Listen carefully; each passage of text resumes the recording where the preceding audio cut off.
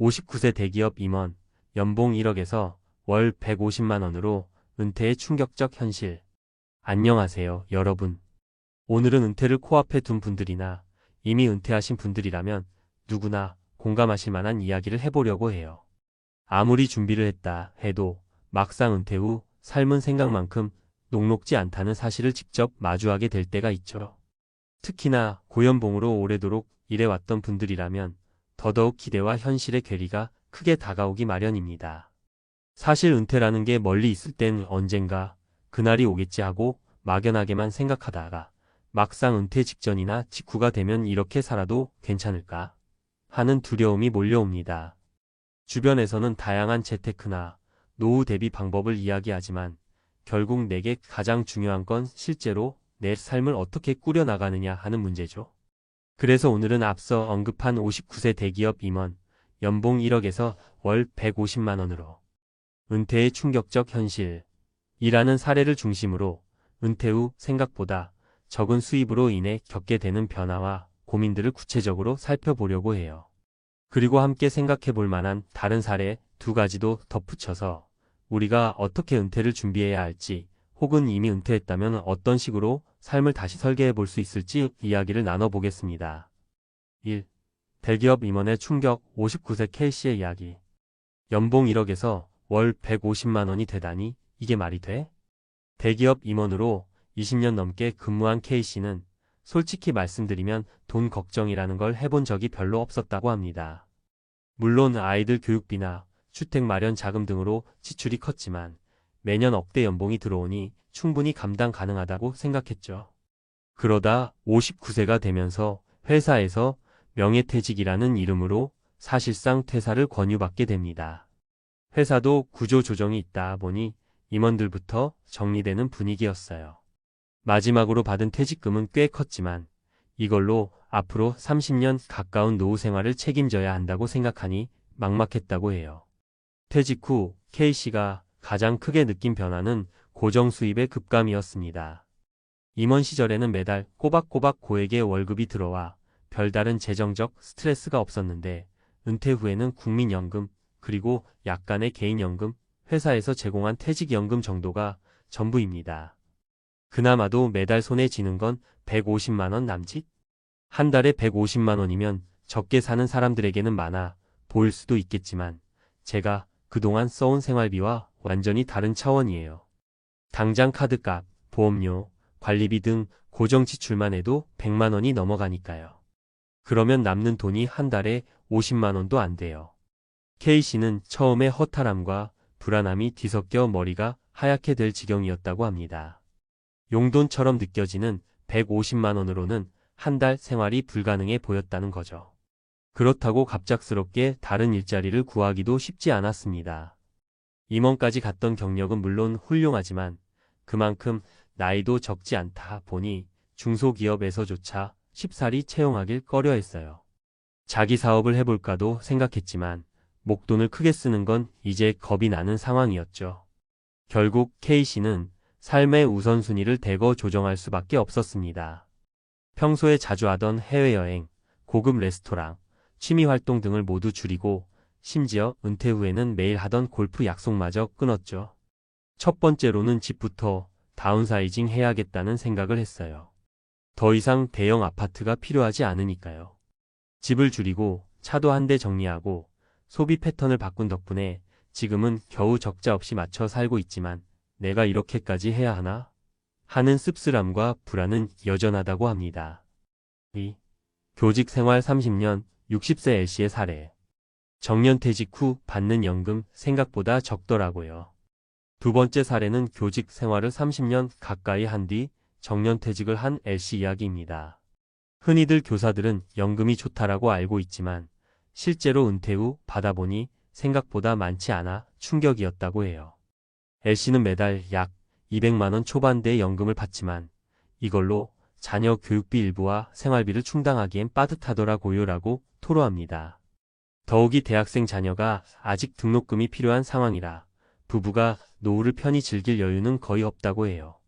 정년퇴직이라는 안정적인 루트를 거쳐서 나름 대비가 잘 되어 있을 거라 생각했지만 막상 은퇴 후의 실제 생활비를 계산해보니 공무원 연금이나 사학연금도 풍족하다고 보기 어려운 분들이 많습니다. L씨는 이후 가족들과 상의해 자녀에게 더 이상 등록금 전액 지원은 힘들다. 장학금을 알아보거나 알바도 해보라고 솔직하게 부탁했다고 해요. 처음엔 자녀가 조금 서운해했지만 점차 현실을 이해하게 되었죠. L씨 부부가 선택한 건 지출 구조를 재정비하고 부부가 함께 파트타임 일이라도 하는 방법을 찾자는 것이었어요. 지금은 퇴직 교원을 대상으로 한 온라인 강의 컨설팅 업무를 L씨가 담당하면서 조금이나마 추가 수입을 얻고 있습니다. 그래도 현장에서 학생들을 가르치는 게 몸에 배다 보니 인터넷을 매개로 가르치는 일이 아직도 재미가 있어요. 이게 제 은퇴 후 삶에 큰 위안이 됩니다. L씨는 오히려 지금에 와서야 비로소 내가 즐길 수 있는 일로 용돈이라도 벌면서 살 수 있는 방법을 찾았다며 긍정적이라고 해요. 3. 자영업 20년 55세 J씨의 딜레마.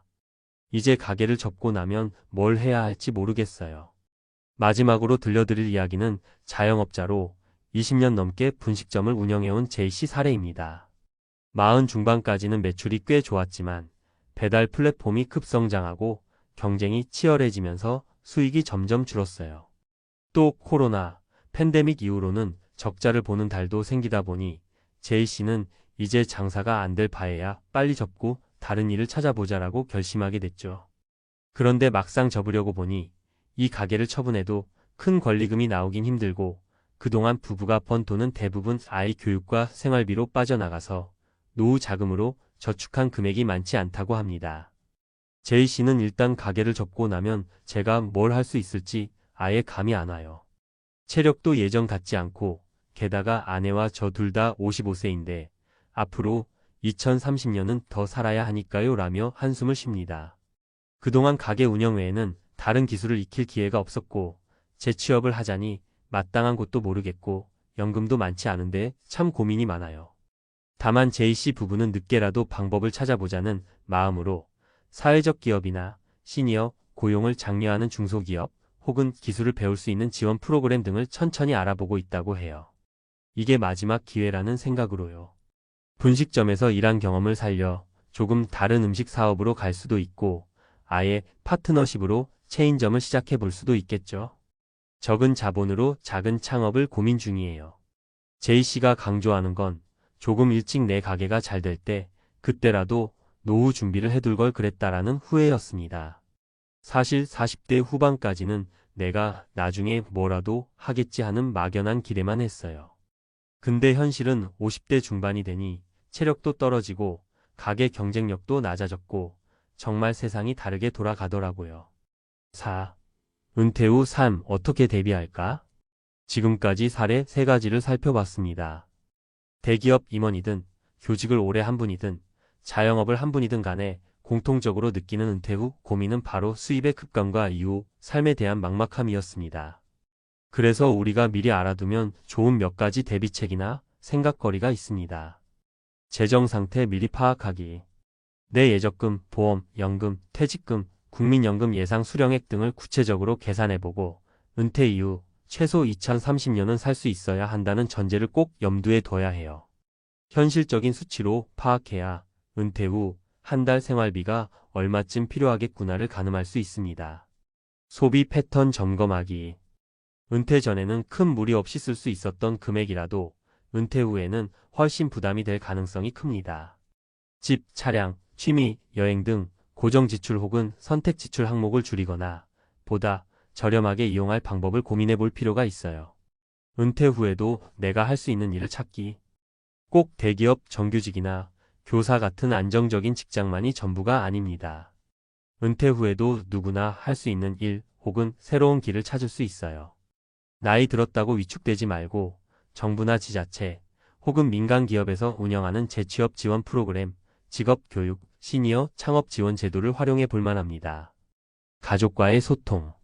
노후 준비가 부족하면 결국 가족들도 영향을 받을 수밖에 없죠. 아이들 교육비나 부모님 부양 문제처럼 민감한 주제일수록 가족들이 함께 허심탄회하게 이야기 나누고 각자의 역할을 조정하는 게 중요합니다. 부부가 서로의 재정 상태와 은퇴 이후 가치관을 솔직하게 나누는 것도 필수예요. 5. 마무리하며.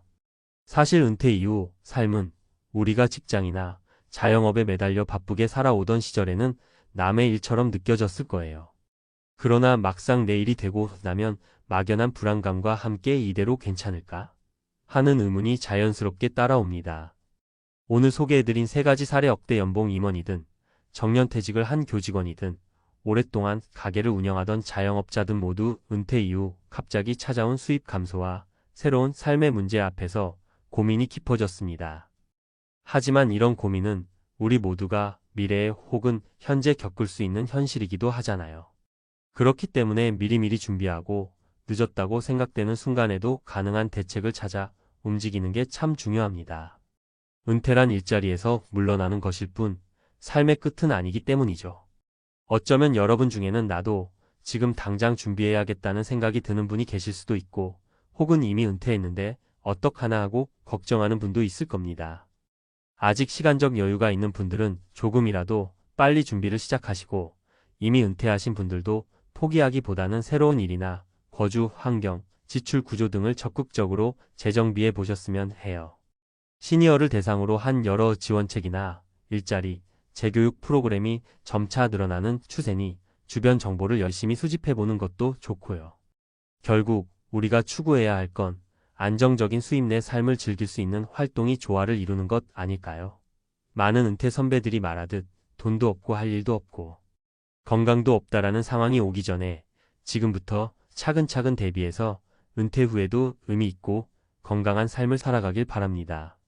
이 글이 작은 도움이 되길 바라며 다음에 또 도움이 될 만한 이야기를 들고 찾아오겠습니다. 감사합니다.